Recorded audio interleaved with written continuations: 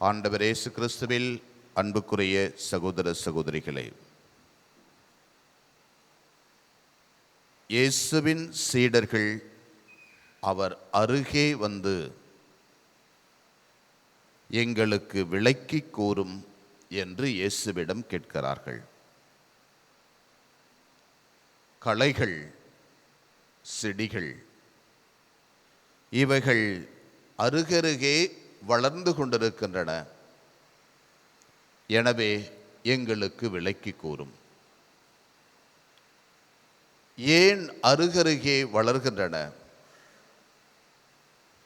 எந்த செடிகள் களைகள், எந்த செடிகள் நல்ல செடிகள்? எங்களுக்கு விளக்கி கூறும்.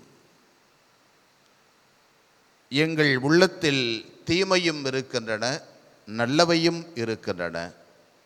எங்களுக்கு விளக்கி கூறும்.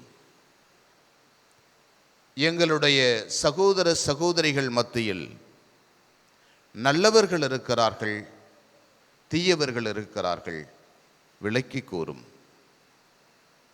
எங்களுடைய சமுதாயத்தில், உலகத்தில் நல்லவைகள் இருக்கின்றன, தீயவைகள் இருக்கின்றன. எங்களுக்கு விளக்கி கூறும். சீடர்கள் ஆண்டவரின் அருகே வந்து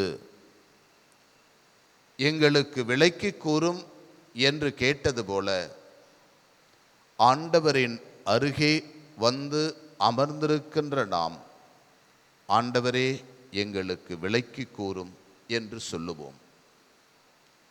எந்தெந்த பகுதிகள் இருள் சூழ்ந்திருக்கின்றன, எந்தெந்த பகுதிகளில் அருள் இல்லாமல் இருக்கிறது, எந்தெந்த பகுதிகள்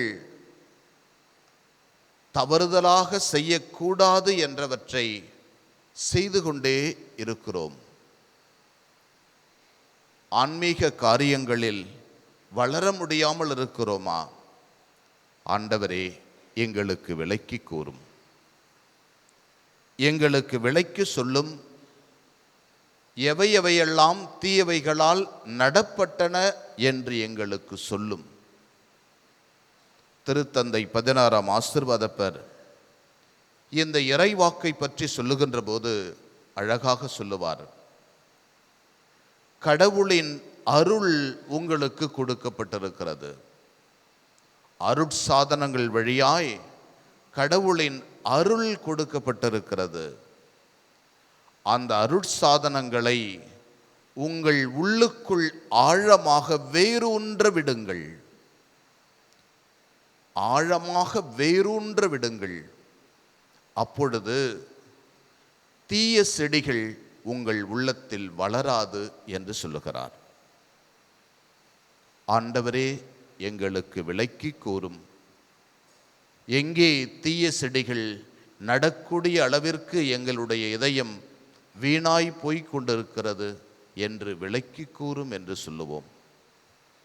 அவர் அருகே வந்து ஆண்டவரிடம் கேட்டார்கள், ஆண்டவரே எங்களுக்கு விளக்கி கூறும் என்று. இந்த மனவெளி ஜெபத்தை இன்றைய நாள் முழுவதும் நாம் சொல்லுவோம். ஆண்டவரே எங்களுக்கு விளக்கி கூறும்.